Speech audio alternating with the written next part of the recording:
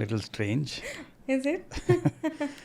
Because I generally welcome my guests like Namaste, welcome to Prana Stories. That's the usual thing that I do. Mm-hmm. Okay, I can do that again. Mm-hmm. Namaste, Anusha, Suresh.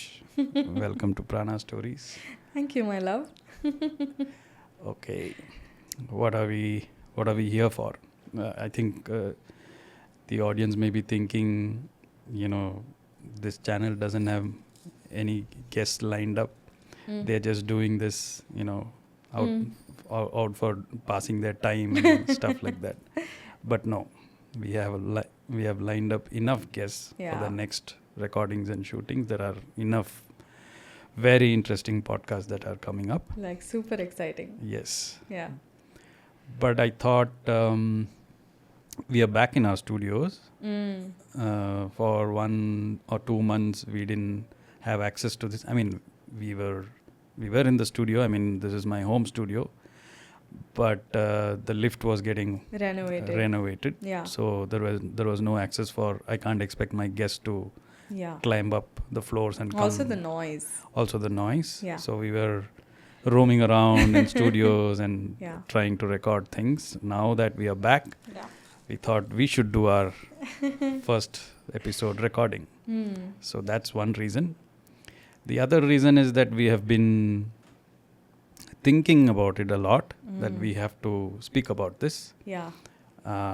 Because this is our experience. Yeah. And many people, when we meet in private circles, we keep talking about it and people will be like awestruck. Did this really happen? Yeah. Are these guys bluffing? Yeah. Is there something like that exists? Yeah. Okay, now the audience will be like, what are they talking about? Yeah. Okay, what are we talking about? We are here to talk about our ayahuasca journey. Yeah, ayahuasca. We're just dropping the bomb. Yeah. Okay, now let's give a little bit of introduction. What is ayahuasca? Okay, so ayahuasca is a plant medicine. It's a shamanic plant medicine that grows in the Central American region of the Amazon basin. And it's basically a brew that is made up of 2 different types of plants. That is ayahuasca, the wine of the ayahuasca plant, and the leaves of another plant called chacruna. And they're both macerated and mashed up together and brewed, I think, overnight. I think over 12 hours or 7 hours across ceremony, when the brew itself is sung to as it's reduced into a concoction sort of a thing. And people consume it, and it gives you access to altered states of consciousness. Yeah. Wow. Okay. That is maybe... So, okay, to simplify it, you gave it in a very, what do you call? That was too much? Latin, Greek kind of a thing. Okay. Simplified. It is a medicine. It's a plant medicine. Yeah. That can accelerate your spiritual progress. Can we put it that way?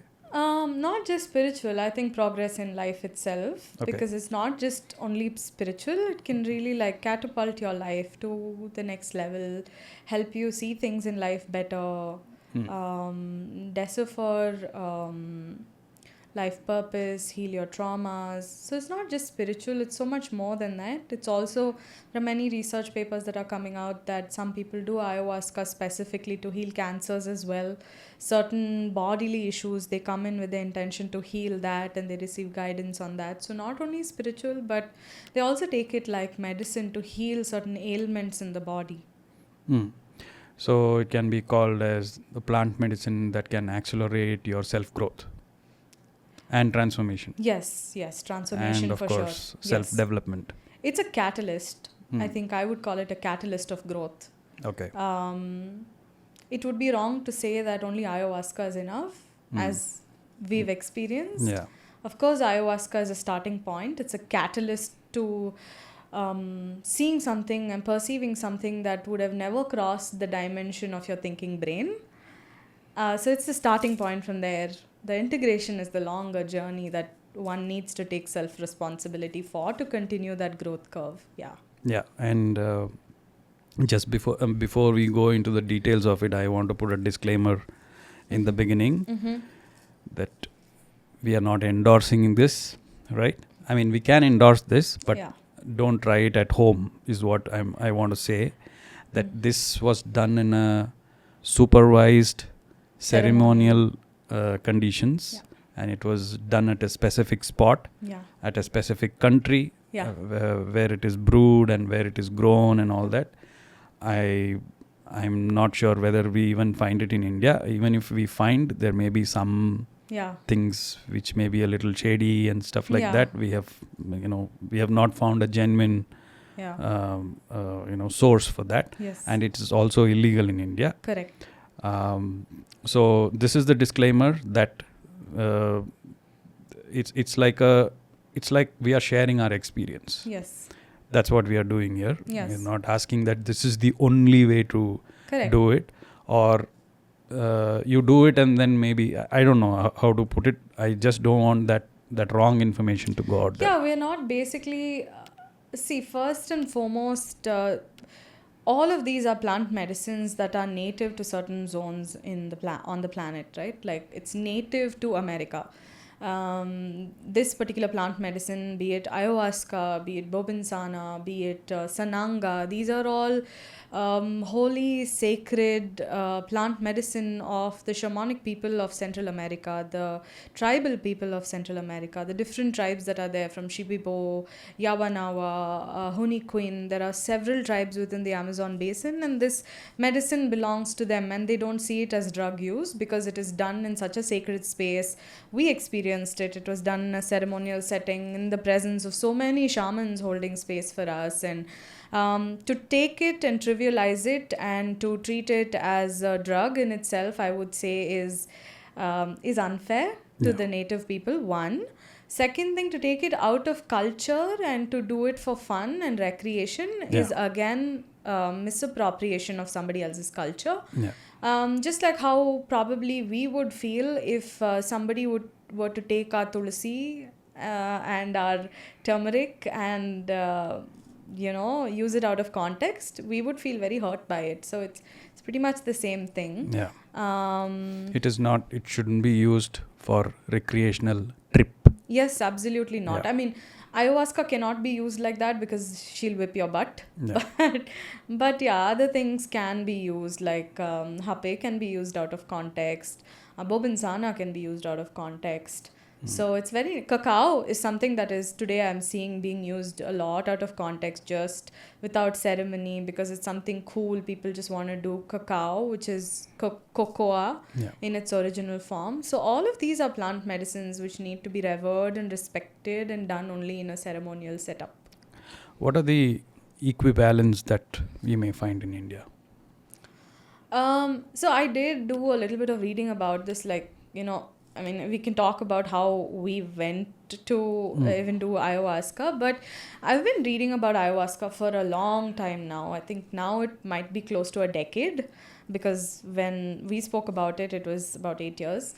And I've extensively read about ayahuasca and all of that. And when I was reading about it, I kept thinking, like, there should be some equivalent of that in India, and there should be something like that. We're also an ancient culture. And we are the oldest surviving civilization of the ancient world, right? So there has to be at least some remnants of plant medicine within our culture. And when I say plant medicine, of course, we have the entire Ayurveda, which is like our plant medicine, right? Which is technically, it's one of our most ancient sciences of healing practices with the use of herbs in connection to nature. But what I'm speaking about is more in terms of alternate states of consciousness that supports a spiritual growth, that activates your heart center and things like that, like how we see in the shamanic tradition. And I would say when I was doing my reading, what I stumbled across is the use of datura. Datura as a plant medicine is something that we do see remnants of. We also see the use of Indian hemp, which is bhang, which is what is seen during the holy season when they brew. I mean, not brew, but they make bhang. That's again actually used as a catalyst to access altered states of consciousness. right? That was the intention behind creating it. And many places there's also reference that is somarasa, that is used to achieve the essence of Shiva. So what do we say the essence of Shiva? Today many people think that Shiva is just getting drunk and Smoke intoxicated and smoke up, right? Like that's why many people are attracted to Shiva. But that's not the case. If you see the tattva, Shiva tattva, the tattva of Shiva is so abstract. He is the purest version of consciousness. He's pure consciousness itself. How do you assimilate and understand a concept as abstract as consciousness? We can't even understand our own consciousness, right? So they would have these certain specific indulgences or these medicines during specific festivals that would have a window of period where you can access that alternate states of consciousness. So if you look at it, if you see a Holi has a celestial alignment to it, an astrological alignment to when Holi happens, and on that day they have bhang. So and then when you sit in meditation and things like that during Holi, you're not only purging what doesn't belong, it's also a harvest festival, right? So what doesn't belong, and you're also like calling in what you need to receive as wisdom, as guidance, as medicine, which you then integrate in the coming months, right? But today you look at bhang, most people are only having bhang and like enjoying the high and not even harnessing the power of what it's giving you access to.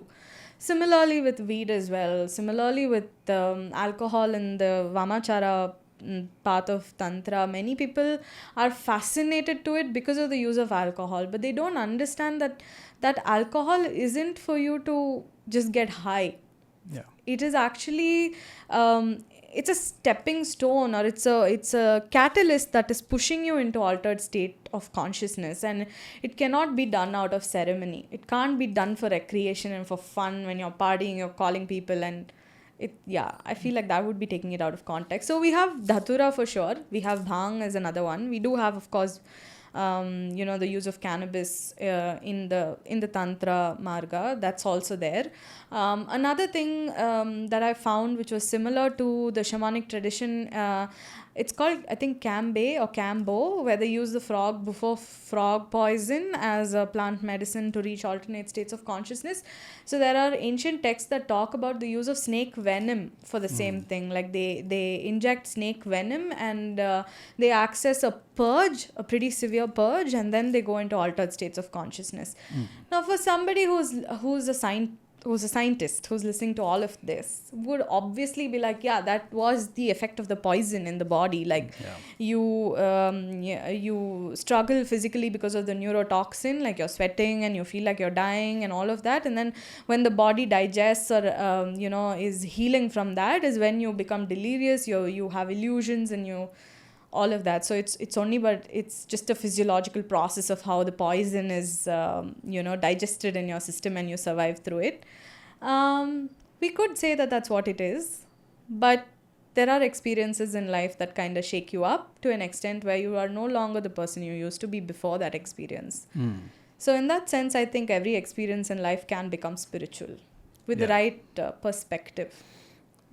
Okay, so we've just given a basics of what's available. Correct. So what we are talking about is ayahuasca, where we went to Costa Rica, which is the Central American region of the world, and ayahuasca grows only in subtropical climate. Tropical climate. Tropical climate. Yeah. And it grows in the Amazon forest. Yes. And there are specific people who actually go and pray to the plant, and then they seek permission, and then they take it to make this brew. And then what's the right mix of making this wine? The ayahuasca wine mixed with chacruna leaves. Yes. And can we just talk about how is it actually made? Yeah, sure. I mean, it's very fascinating actually when you think about how it was first discovered. The shamans say that the plants... Let's also explain what's a shaman. Who's a shaman? Okay. So I would say curanderos. I want to use the right word. Exactly. Curanderos or ayahuasqueros. So curanderos are healers, ayahuasqueros are healers who use ayahuasca for healing. And shaman was actually I discovered very recently in a beautiful book. I would recommend it to all the audiences, called The Serpent Power, if I'm not wrong, by Jeremy Narby. And he talks extensively. He's an anthropologist, and he has done extensive research on plant medicine, and he speaks about how plant medicine was discovered. And he lived with the shamans of the Central American Peruvian region, and he studied with them for a while and understood their culture and things like that. And inevitably, all of them say that the plants revealed themselves to the humans because it feels extremely it can't be a coincidence, right? There are like millions of species in the Amazon forest. We're talking not about a desert, but we're talking about the Amazon forest, the richest green zone of flora and fauna that exists, with millions of species which are coexisting with each other. So amongst the millions of species, how did humans even come upon this exact concoction of mix? It feels almost impossible. Even if you say that they did trial and error, how much trial and error would it take to crack this? Because today, like, thanks to science, they have been able to find out that you go into altered states of consciousness and you go into visions and hallucinations because of a component that is DMT, which is dimethyltryptamate, which is present in the chacruna leaves. Right? So that's what gives you perception to visions, like sacred geometry, colors, all of that. And we'll go into that later. But the chacruna leaves give you access to this because of a component that it has called DMT. But if you consume only chacruna leaves, your stomach acids will digest it. Yeah. So therefore, they add the ayahuasca wine to it. The ayahuasca is like a creeper.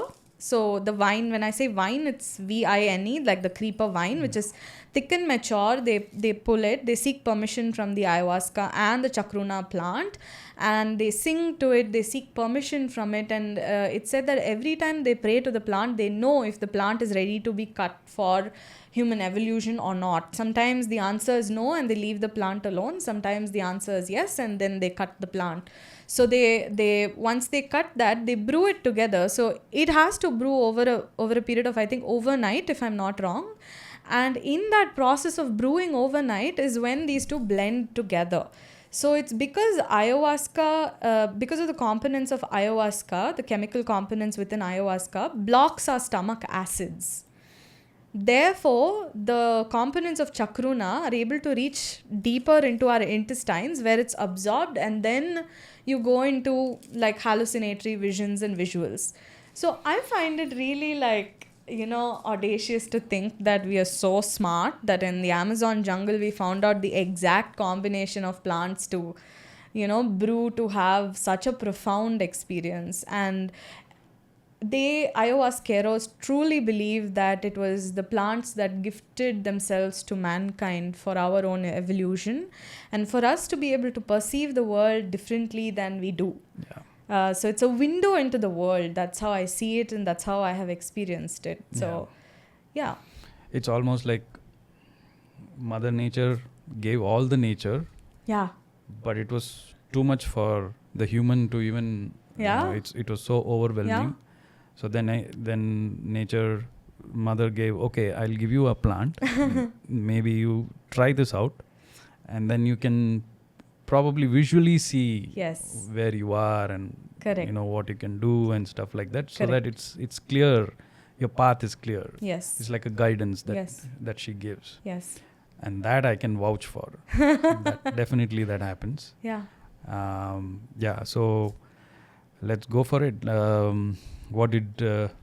How does the ceremony happen, and what did you feel? Let's talk about it. First you go for it, then I will tell mine. Mm-hmm. So I think we should give the audiences a perspective on what you can experience through an ayahuasca ceremony firstly. And this is something that, we did it a few years ago, like some time ago. Yeah. And I've done a lot of research and reading, and I've evolved in my own journey since then. And one of the major things that is that's pivotal to an ayahuasca journey is, of course, the ayahuasqueros, the healers who can administer the medicine for you, that is, give you the medicine to drink. And I would say that it tastes kind of like, it tastes very familiar. Did you also feel like it tasted familiar? Yeah. For, I think at least for Indians, we would feel like it tastes very familiar. It tastes almost like a mix between Chyawanprash meets chocolate meets earth. Kind of mix. Would you agree? Bitter Chyawanprash. Bitter Chyawanprash. Yeah, which is in a liquid form, like and a very thick liquid form. Yeah, thick liquid form, like cacao, like chocolate drink sort of, with mixed with some, feels like dirt and dust, like the earth is mixed into it.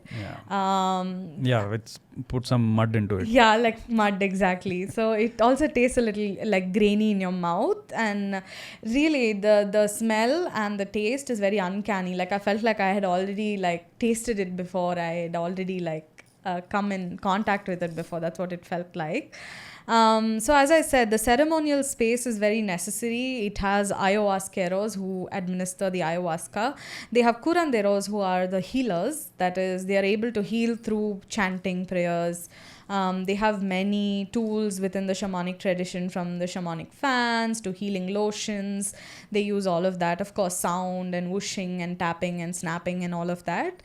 And then we have the musiceros, who are healers who use music. And this actually dates back to ancient traditional cultures across the globe. It's called psychoacoustic resonance, where playing certain herds of music can put you in altered states of consciousness even without any plant medicine. That's why you feel like you're going into a trance when you're listening to certain music. You're emotional when you listen to certain music. So these are the three main pillars of any ceremonial space. They first create an altar, they pray to the altar, they seek permission from your ancestors and from the plant medicine itself, and then they open up the space to serve the medicine to everybody. With the music. With the music. And it is done during the night. It's actually, for us at Rythmia where we did it, it was done in the night, but there are ceremonies that happen in the day as well. Okay. But mostly it is done in the night, because if it's done in the day, it has to be a safe space where direct sunlight doesn't come, because your eyes become very sensitive to light. But they do it during the day. When you're in training to become a shaman, you do it day and night. Okay. And there are certain healing things that happen only during the day. Like if you're going with, I think if I'm not wrong, for issues with arthritis and cancer, there are certain cancers where they administer ayahuasca during the day. That's what I read somewhere. So yeah. Okay.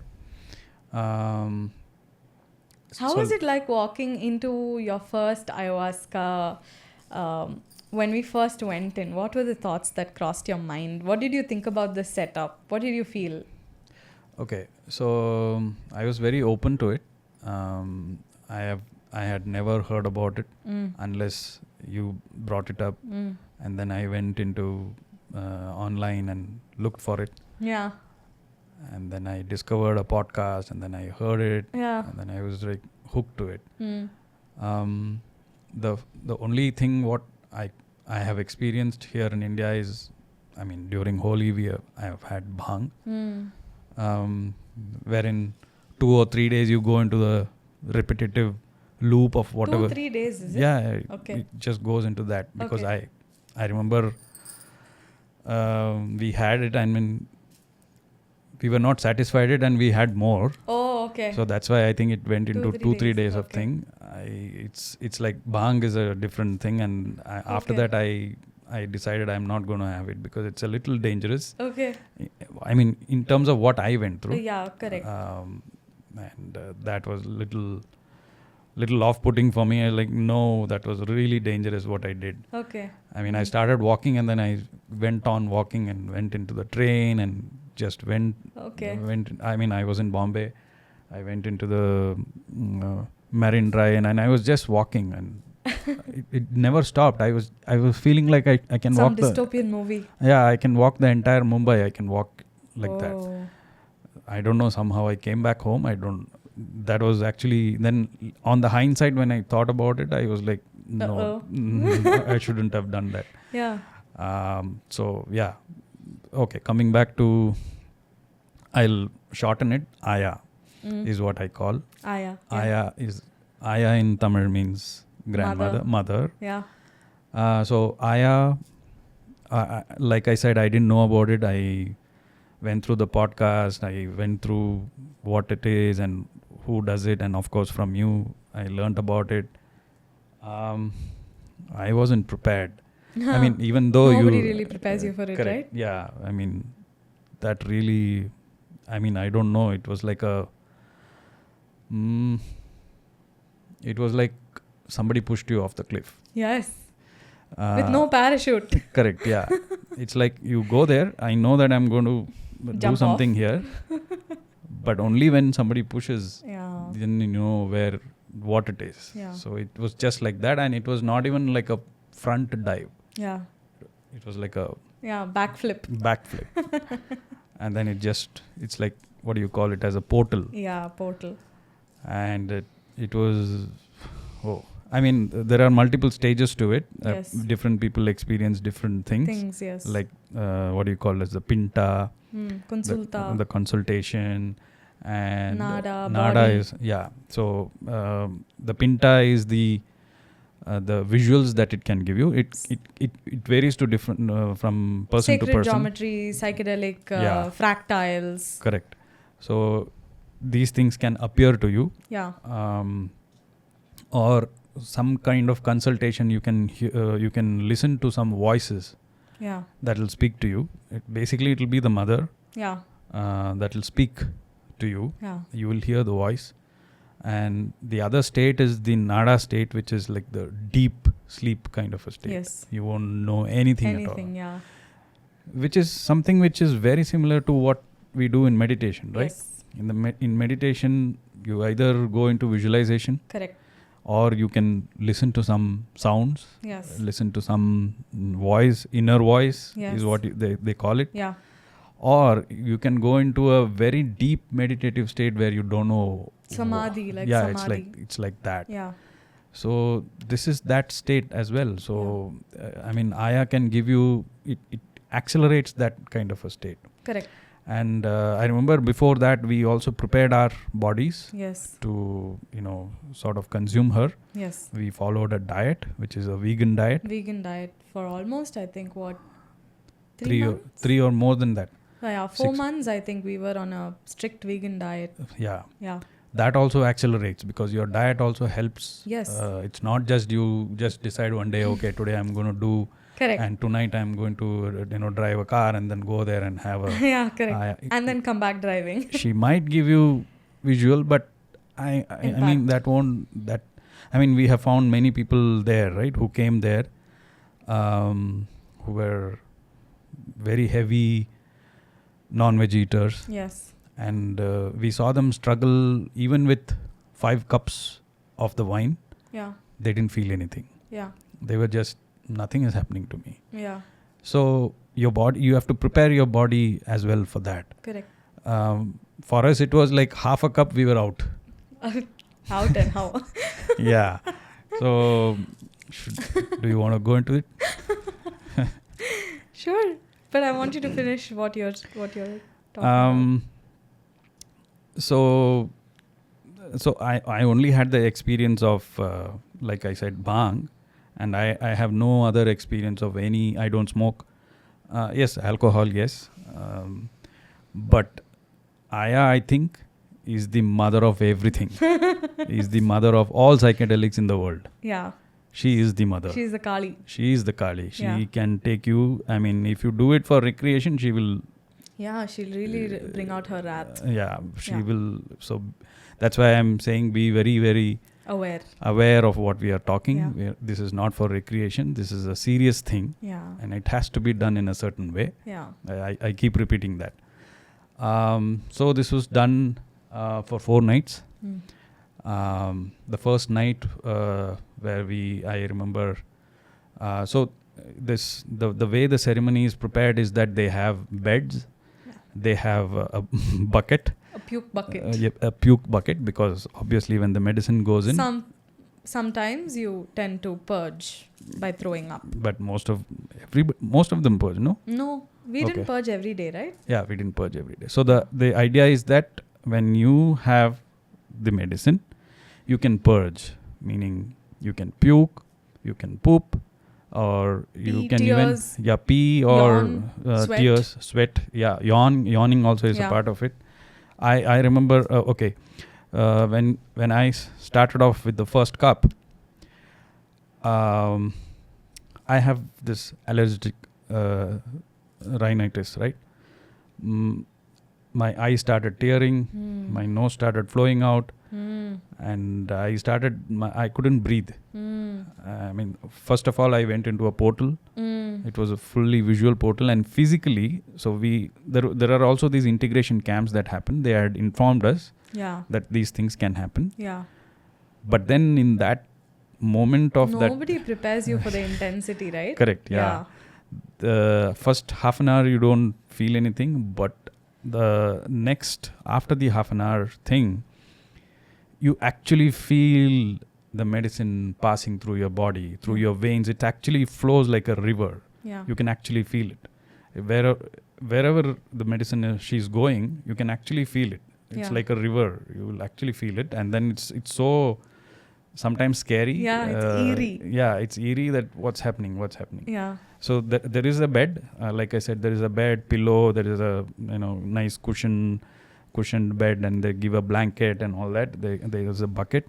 There are multiple people. Obviously, there were around 100 people. Other people also who had come. So it's like, and around around 10 or 15 shamans plus music heroes. Yeah, more than that. More than that, because they have to manage all of this. A big crowd. Yeah, big crowd. So 20 of them must have been there. Yeah, 20 of them, yes. All of them included. Yeah. The main ayahuasqueros, the curanderos, and the musiceros. Correct. The warm-up itself was so nice. Oh, it was beautiful. They keep the wine in a jug, and they keep it near the altar. There are pictures of all the Pitrus, which are their ancestors. Their ancestors, and they all stand around that, and they play the music. Yeah, and they sing. They sing. They call them, and it's dim light. Yeah. The light is dim, and you are almost amidst the forest. Yeah. It's fully green, and then you're in a safe space, but they start singing. And then you actually start feeling it. You feel that noble silence. Yeah, that silence and that music, and I said, okay, that sacred ceremonial space. Yeah, that reverence automatically sort of comes. It's almost like how you go into a temple. Yes. Right?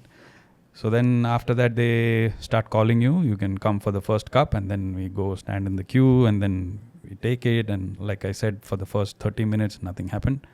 And after set 30 an minutes, intention. Yeah, most important thing. Most important thing. Yeah. So for the first ceremony, for the first time, if you're doing Aya, they help you set the intention. Set the intention. They say,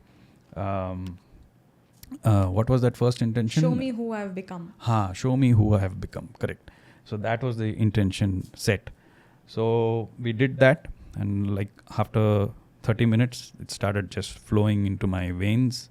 Then I started feeling it, and then I started falling off into a portal. And then this also physically, this started happening. I started actually crying because I was feeling helpless. And then there was a shaman who came. Then, hey, just relax. I think she is working on you, on your allergies. She's bringing it out. My nose was blocked. My eye started watering. I didn't know what I was feeling alone with so many people, and you also somewhere there. So many people around. I was feeling alone. That what have I done? Yeah. That kind of a feel. He kind of pacified me, and then put me back to the bed, and then oh man, the kind of visuals that happens. It's like x-axis, y-axis, z-axis. I don't know what all axis that you can see. Yeah. I went back into the past. In my childhood, I went back into my mother's womb. It was all very lucid visuals. Yeah. It was very clear. It's like 4K or 8K HD. Yes. I went back into my mother's womb. I was inside her. I could feel her, and I was a heavy child. I have heard it later on, but I was a heavy child. I could feel that weight within me. I was inside my mother's womb, and I was holding myself tight so that she doesn't Feel your weight. feel my weight. I was feeling, empathy for her. That was the thing. So, I mean, there are other visuals also that came up. This is a big But piece. this was the biggest piece. Integrated. Show me what I have become. or show me who I am. I am. Show me who I think I that am. was the first intention. Show me who I have become. Okay. So in that, I think there are two parts to it.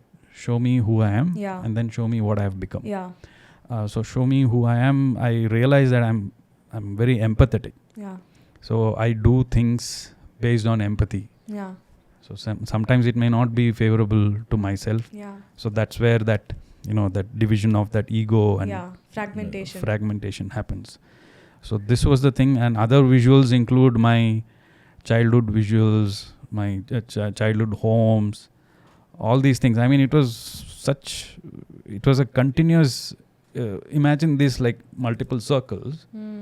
This is one visual of my childhood. This is one visual of my personal life. This is one visual of my some other life, and then each of these visuals, it's like circles, and then you go in there and you come back, and go in there, come back. It's like a hub and spoke. Yeah. You keep going, coming back, and it's like you Spinning.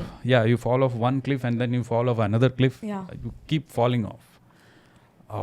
That was like I don't know. I mean, it was like what's going on.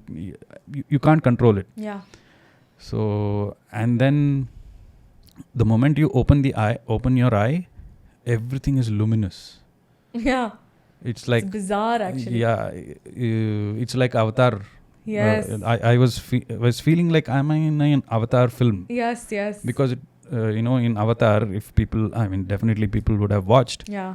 The Eva and the forest people. Yes.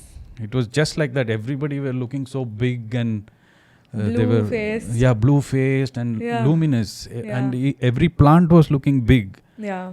Whatever they had kept. Yes. So this was the thing, and I wanted to go to the loo. And when I stepped on the ground there was no ground, but there was ground. Yeah. It's a bizarre experience. Yeah, it was a bizarre thing. And then you go in, I don't know, am I really in the toilet? So it was like a physical realm and a different realm where you are. It was all mixed up. Yeah. On the hindsight, you feel that, it was nice. But when you are in it, it's like, no. Yes. And you can't even stop it. Yeah, you can't stop it.